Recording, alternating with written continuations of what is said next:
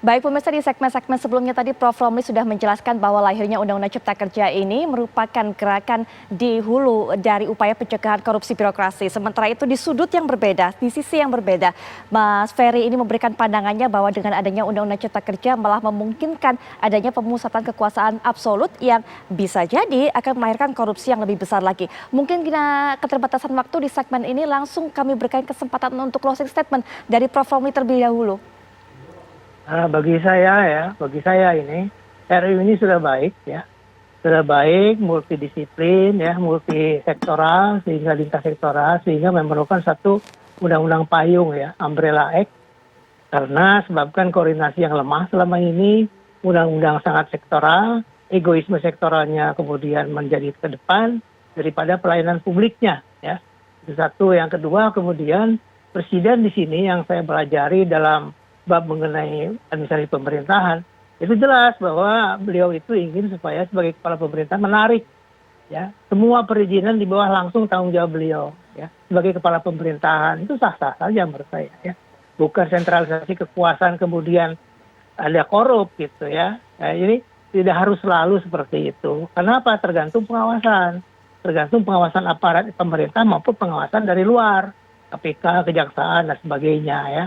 Nah itu saja dari saya. Kemudian yang ketiga saya kira saya telah membaca 1008 halaman ya, 17 pasal, 15 bab. Jadi kalau disebut, maaf ya Ferry ya, kalau disebut saya sumir itu juga ya terlalu dini lah, itu kesimpulan yang sumir juga menurut saya. Demikian ya. Baik, langsung saja Bang Ferry Amsari closing statement-nya.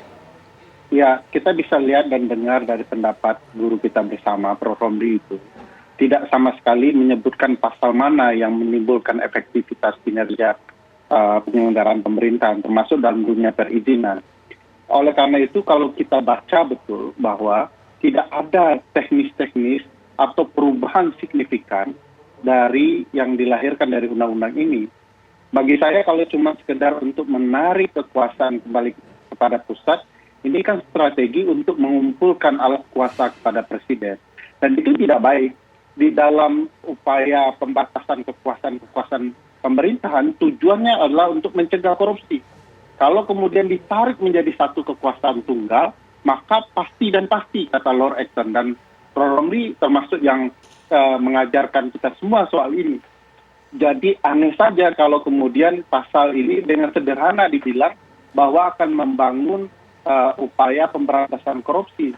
Bukankah ya, ini sederhananya, presiden pernah berjanji akan mengurangi regulasi untuk mencegah korupsi. Nah sekarang dengan membentuk undang-undang, presiden melahirkan ratusan regulasi baru yang tujuannya malah menempatkan kekuasaan tunggal kepada presiden, yang bukan tidak mungkin korupsinya akan berada di sentral kekuasaan juga. Baik, Bang Ferry Amsari, terima kasih sudah memberikan pandangannya terhadap perdebatan mengenai Undang-Undang Cipta Kerja ini. Prof. Romli juga terima kasih dan untuk waktunya. Dan pemirsa, perbincangan ini sekaligus juga menutup jumpa kita di Apa Kabar Indonesia Malam akhir pekan.